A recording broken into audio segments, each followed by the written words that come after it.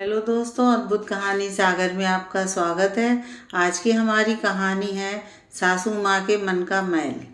इस घर की जिम्मेदारी तुम्हारी है छोटी बहू। सासू माँ के ये बोल राशि के कानों में बार बार गूंज रहे थे। नई नवेली होने के नाते राशि के मुंह से बोल न फूटे, पर वो सोचती रही, आखिर सासू माँ सुनंदा जी ने ऐसा क्यों ही कहा।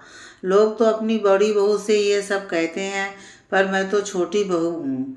खैर, इस बात को हुए साल गुजरते गुजरते राशि के समझ आने लगा, आखिर सासू माँ ने ऐसा कहा क्यों था। जेठ जी का छोटा सा व्यापार था। दो बच्चों की परवरिश, स्कूल, ये सब बमुश्किल ही वो कर पाते थे। राशि का पति निकुंज पढ़ाई कर अफसर बन गया था। तनख्वाह भी बहुत थी और वो नौकरी के 4 साल बाद शादी किया था। इतने दिन जितना कमाया सब परिवार को देता रहा। जेठानी घरेलू महिला थी, ज़्यादा पढ़ी लिखी भी नहीं थी। राशि ब्याह कर आई तो महसूस कर रही थी, उसका पढ़ा लिखा होना और मायके से मजबूत होने की वजह से उसकी पूछ ज़्यादा होती थी। जेठानी जी को हर बात पर कमतर आंकना सासू माँ की आदत में शुमार होता जा रहा था। देखो रति, अपनी देवरानी के गुणगान गाया करो। जितनी तारीफ करोगी, मीठा मीठा बोलोगी, वो हमेशा तुम्हारी हर बात मानेंगी। तुमको भी पता है, निरंजन का व्यवसाय ऐसा नहीं चलता कि बच्चों की अच्छी शिक्षा दिला सके। इसके लिए देवर देवरानी ही काम आएंगे। एक दिन अपनी बड़ी बहू से सुनंदा जी ने कहा, पर माँ जी, ऐसा करना कहाँ तक सही है। राशि और निकुंज की अपनी भी गृहस्थी होगी। हमारा जो है हम उसमें ही बच्चों की परवरिश करेंगे। किसी के सहारे की ज़रूरत लेने के लिए इतना गिरना सही नहीं है, रति ने कहा। रति को सब समझ आ रहा था। सासू माँ ऐसी मीठी बातें बनाकर थोड़ा इमोशनल होकर राशि और निकुंज जी को घर की जिम्मेदारियों में बांधे रहना चाहती हैं। राशि जब भी निकुंज के साथ शहर जाने को होती, वो रोना धोना कर राशि को रोक लेती और निकुंज हार कर कुछ दिनों के लिए राशि को ससुराल में रहने का मनुहार कर लेता। बच्चे भी चाची के साथ लटक जाते और राशि उनका प्यार देख रुक जाती। देखते देखते साल गुजरने वाला था। राशि इस बीच कभी कुछ दिन के लिए निकुंज के पास जाती तो भी सुनंदा जी हर दिन फ़ोन कर कहती, बहू के बिना अच्छा नहीं लग रहा। राशि को बुरा भी लगता था कि पति के साथ रहने नहीं देती, पर फिर लगता इतना प्यार करती हैं इसीलिए ऐसे बोलती होंगी। वो 10-15 दिन उधर रहती, फिर ससुराल आ जाती। एक दिन राशि की तबीयत ठीक नहीं थी, वो कमरे में सो रही थी। अचानक नींद खुली और उसे प्यास लगी। वो अपना बोतल ले रसोई की तरफ बढ़ ही रही थी कि उसके कानों में सुनंदा जी की आवाज़ सुनाई पड़ी। सास का ये प्यार देख उसके पैरों तले ज़मीन खिसक गई। अब वो शनिवार का इंतज़ार करने लगी, क्योंकि निकुंज शनिवार की सुबह आते और सोमवार की सुबह चले जाते। इस बार राशि अपना सब सामान बांधकर तैयार रखी हुई थी। रविवार को रात को सब खाना खा लिए। उसके बाद उसने सासू माँ और जेठानी को कहा, मुझे आप दोनों से कुछ बात करनी है, मेरे साथ कमरे में चलिए। दोनों हैरान और राशि को देखने लगी। कमरे में आ राशि ने दरवाज़ा जरा सटा दिया। उस वक्त निकुंज कमरे में नहीं था। माँ जी, मैं कल यहाँ से जा रही हूँ। आपका प्यार जो था मेरे लिए, वो तो दिख गया मुझे। बस अब ये जानना चाहती हूँ, रति भाभी की इन सब में कितनी मिली भगत है। राशि ने बिना किसी भूमिका के कह दिया। ये क्या कह रही है बहू, मैं समझी नहीं। और रति की मिलीभगत से तुम्हारा क्या मतलब है? सुनंदा जी संयत हो बोली। माँ, उस दिन आप बाबूजी से कह रही थी ना कि राशि को यहाँ रखना जरूरी है, तभी निकुंज हमेशा यहाँ आता रहेगा।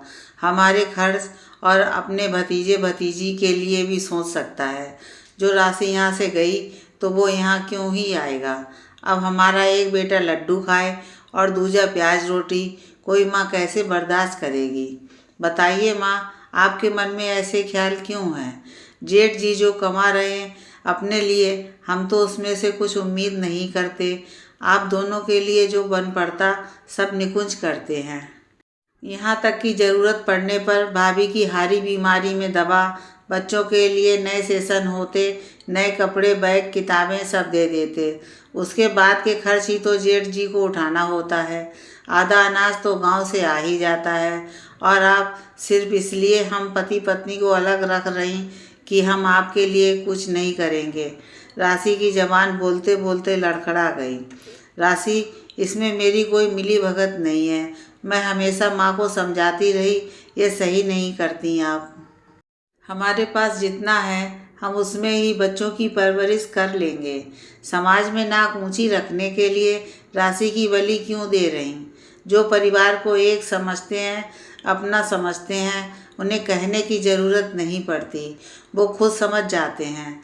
पर माँ जी ने मेरी बात कब सुनी है जो ये सुनती? रति शर्मिंदा हो बोली, माँ अब तो आपको समझ आ गया होगा मैं ये सब क्यों बोल रही हूँ। अब आप ये बताइए, निकुंज को ये सब आप खुद कहेंगी या मैं बता दूँ? राशि दृढ़ता के साथ बोली, बहू ये सब करके क्या मिलेगा? निकुंज को सब कहना जरूरी है क्या?